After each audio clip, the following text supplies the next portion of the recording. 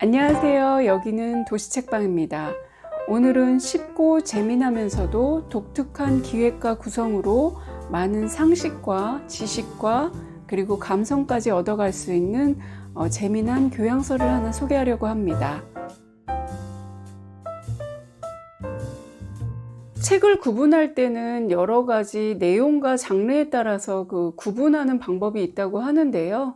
내용에 따라서 철학, 인문, 여러 가지 소설, 자기계발, 교양, 여러 가지 분야가 있겠죠. 근데 저는 우선 수필과 소설 분야에서 이야기를 하자면 시점과 문체에 대해서 잠깐 이야기를 하려고 하는데요. 작가가 자신이 쓰고자 하는 내용과 주제를 가장 잘 표현할 수 있는 형식을 선택하겠죠. 일반적으로 작가의 감성과 생각을 담뿍 담고 싶으면 1인칭 에세이 형식을 많이 취하고요. 책에서 일어나는 상황과 인물들과 약간의 거리를 두면서 관찰자적 입장을 취하고 싶을 때는 3인칭 시점이나 전지적 작가 시점을 많이 사용합니다. 앞서 말한 거는 다 서술하는 형식이었었는데요. 이런 서술 형식이 아니라 대화체로 된 책도 있습니다. 셰익스피어가 사랑했던 희곡 형식이 그 대표적인데요. 희곡은 기본적으로 연극을 상연한다는 전제하에 쓰이기 때문에 서술체라고 얘기하는 어떤 문어체와 일상생활에서의 대화체, 그 중간 정도의 문체로 쓰입니다. 소설보다는 빨리 읽히고요. 그리고 감정이입이 잘 된다는 장점이 있습니다. 오늘의 책방 나들이의 주인공인 이 치유미술관은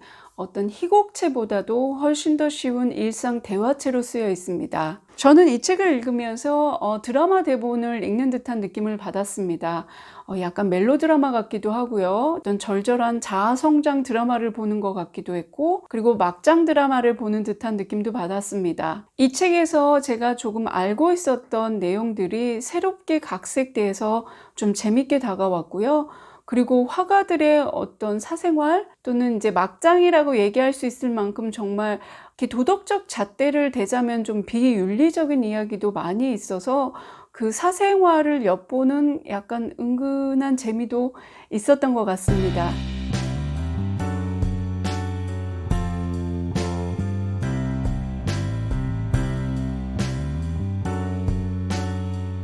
우선 이 책은 제가 어떤 사전 지식 없이 출판사 일리에게서 제공받은 책입니다. 책을 택배로 받아봤을 때 책봉지를 딱 뜯잖아요. 그래서 딱 뜯었는데 이렇게 모네의 양산을 든 여인 이 그림이 딱 있고 치유미술관, 그래서 저는 그냥 이게 화보집인가 라는 정도로 생각을 하고 이제 책을 딱 펼쳤는데, 이 책이 화보집으로 얘기를 하기에는 이제 이 종이가 느껴지신지 잘 모르겠는데 굉장히 얇아요. 일반적인 단행본이나 어떤 일반적인 책에서 쓰이는 그런 종이입니다. 근데 화보집에서 많이 사용되는 종이는 이제 아트지나 스노우 화이트 정도로 해서 제가 갖고 있는 책을 가져왔는데요. 이렇게 좀 이게 표현이 될까 모르겠는데 이렇게 좀 번득번득하면서 두껍죠. 넘기는 것도 묵직하고, 그리고 그림도 굉장히 선명하게 프린트되는 이런 두꺼운 종이를 많이 사용하거든요. 그래서 아트지나 스노우 화이트 정도를 상상할 수 있는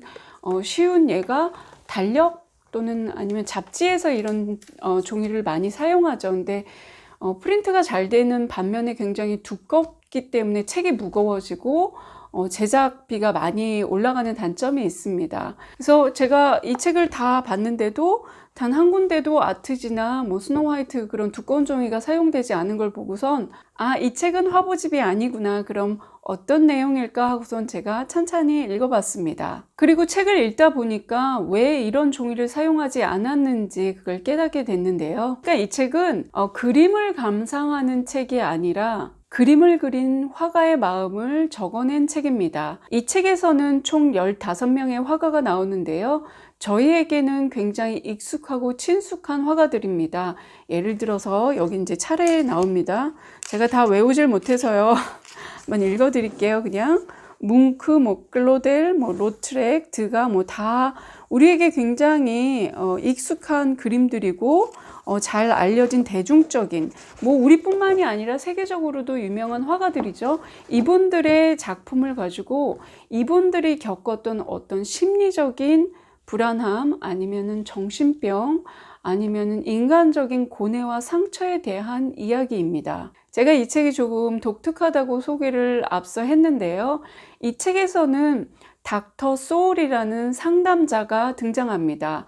닥터 소울은 김소울 작가님의 아바타격인데요. 닥터 소울이 이 아까 언급했던 그 15명의 화가를 차례로 만나면서 상담한 내용을 기록한 책입니다. 치유미술관은 그림을 감상하기 위한 책이라기보다는 그 그림을 그려낸 화가들의 너무나도 인간적인 그 고통과 고뇌와 마음의 병을 엮어낸 책입니다. 이 책이 단순히 그들이 이렇게 해서 아팠다, 뭐 이렇게 해서 상담했다라는 것이 아니라 그들의 마음의 병이 어떻게 해서 그림으로 표현되고 그들이 가진 어떤 마음의 병을 그 상담자와 상담을 하면서 어떻게 극복하는지 그 과정이 담겨 있는 책입니다. 이 화가들이 앓았던 병은 우울증부터 시작해서 뭐 조현병, 정신분열 또는 뭐 대인관계 장애, 뭐 무슨 인지 왜곡 현상 여러 가지 이제 병들이 이렇게 언급이 되는데요.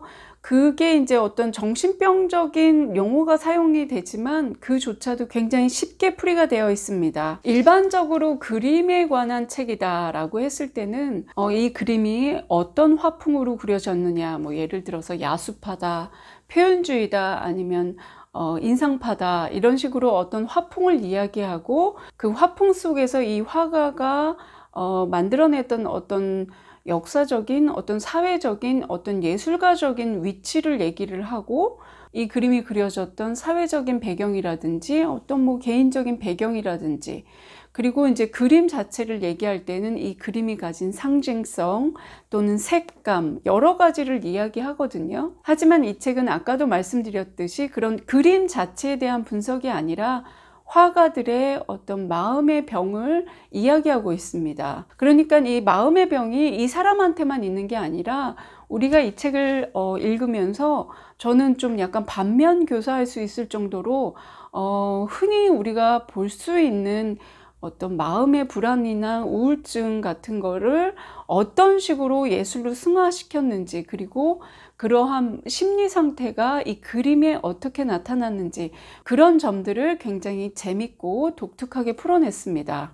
예를 들어서 닥터 소울이 이제 반고흐를 만났다고 하면 반고흐가 이제 약간 이렇게 상담자 앞에 가면 굉장히 어렵다가도 자신의 마음의 빗장을 어느 순간 이렇게 딱 풀어놓는 순간이 있거든요. 그러면은 그 순간에 내 마음에 담고 있었던 게 굉장히 자연스럽게 나오게 돼요. 그리고 상담자는 그 내담자가 한 내용에 따라서 당신이 이렇고 저러하니 이렇게 했으면 좋겠다라고 약간 조언을 해주는 그런 형식으로 상담이 대부분 진행이 되는데 이 책에서는 그렇게 상담자와 내담자가 주거니 받거니 한 이야기들을 대화체로 적어냈습니다. 그래서 제가 이게 마치 대본 같다고 이야기를 한 거예요. 그래서 읽기가 참 쉽고 재밌습니다. 전혀 몰랐던 이야기가 나오기도 하고요. 알고 있었던 것보다 조금 더 심도 있게 어떤 비밀스러운 이야기가 나오기도 하고요.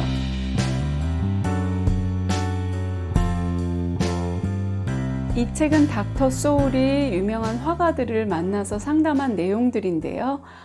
상담자니까 당연히 내담자에 대한 정보를 꼼꼼히 정리했겠죠. 그래서 각 장마다 이렇게 이름이 있고요. 그 다음 사진이 나오고 뭐 생일, 국적, 그 다음 뭐 이 사람이 가지고 있었던 어떤 증상, 그리고 이 사람이 겪었던 어떤 사건에 대해서 이렇게 나열을 했는데요.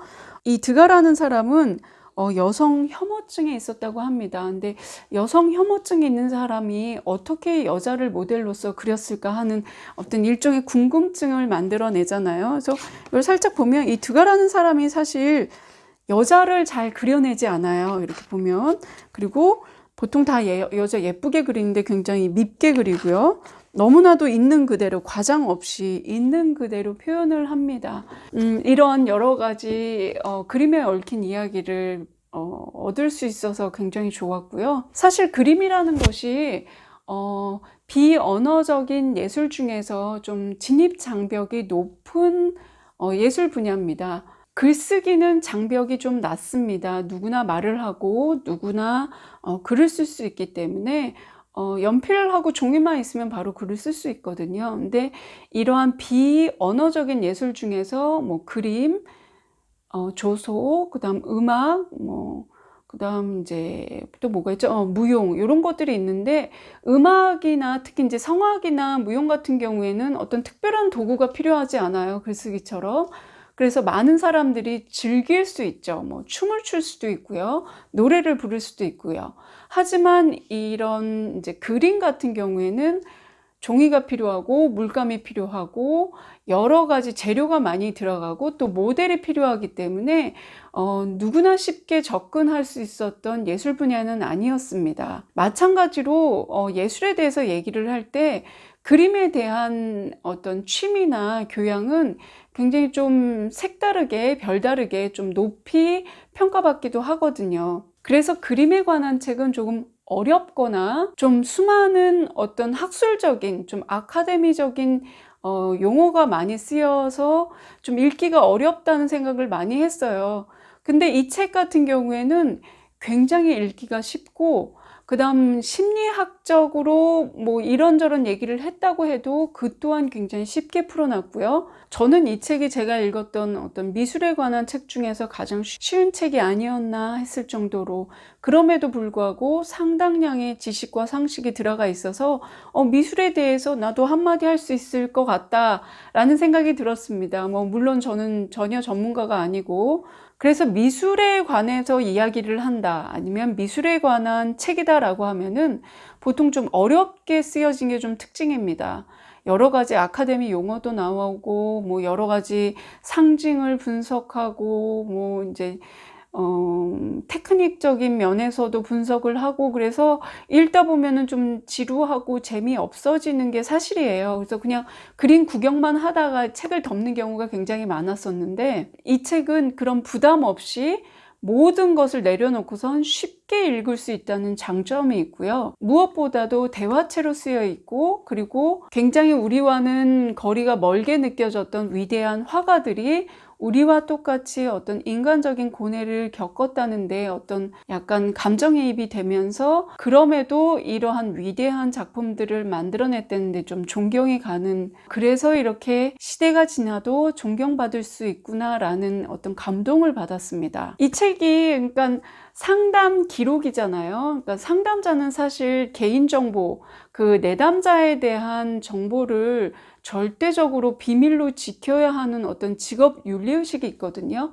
근데 그걸 우리가 이렇게 살짝 엿보는 거잖아요. 그래서 약간 엿보는 재미도 있고, 누군가 몰래 나만 알고 있는, 나만 알고 싶은 비밀을 이렇게 읽어가는 것 같은 느낌이 들어서 좀 재밌게 읽었습니다. 제가 앞서서 이 책이 약간 막장 드라마다 아니면 멜로 드라마다 라는 이야기를 했는데요. 이 막장 드라마 같은 어떤 화가의 사생활이 나와요. 이제 사실 이 사람의 사생활은 전혀 몰랐거든요. 그림이 이렇다, 이게 이제 어떤 역사적으로 화풍에서 어떤 의미를 가진다라는 어떤 교과서적인 지식만 제가 갖고 있다가, 아버지의 연인이었던 사람과 아버지가 돌아가신 후에 다시 결혼을 하는 그런 이야기가 나옵니다. 그래서 사회적으로 굉장히 지탄을 받지만 그럼에도 불구하고 자기가 사랑하는 여인을 이제 놓치지 않겠다는 의지를 보여주는데요. 그때 닥터 소울이 이런 이야기를 합니다. 사랑 앞에서 옳고 그른 것은 분명히 정해져 있지 않습니다 라고 위로의 말을 전해줘요. 그래서 저는 그 부분에서도 굉장히 다가왔었는데요.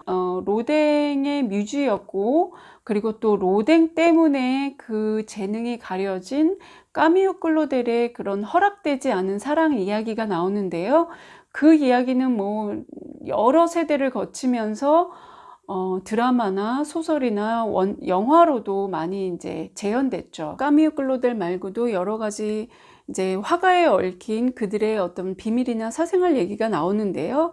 이 책에서는 그런 가십거리가 포인트가 아니라 그러한 여러 가지 악조건, 어떤 심리적인 불안 상태가 어떻게 그들의 그림에 표현이 됐는지, 그리고 그 그림이 이러한 심리 상태가 있었다는 것을 역으로 추적할 수 있고 분석할 수 있어서 굉장히 재밌고 유익한 책이라고 생각을 했습니다. 막연하게 그림에 대한 설명을 나열했다기보다는 그림에 얽힌 화가들의 그런 심리 상태를 그림을 통해서 발견하는 그런 재미가 있었고요.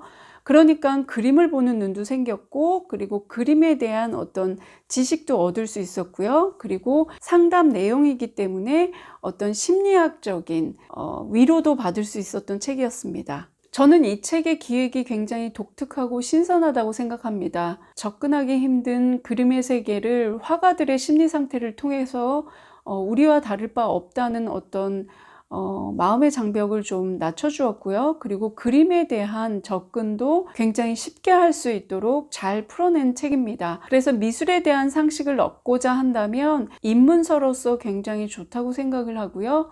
여러분 중에 마음이 아프신 분들이 있다면 치유미술관에 가서 닥터 소울을 한번 찾아보세요. 여기 나와 있는 상담 기록과 닥터 소울의 따뜻하고 다정한 말로 여러분도 많은 위로를 받을 거라고 생각합니다. 지금까지 도시책방에 저와 함께 머물러 주셔서 감사하고, 이번 영상이 마음에 드셨다면 구독과 댓글과 좋아요 그리고 공유로 저를 응원해 주시기 바랍니다.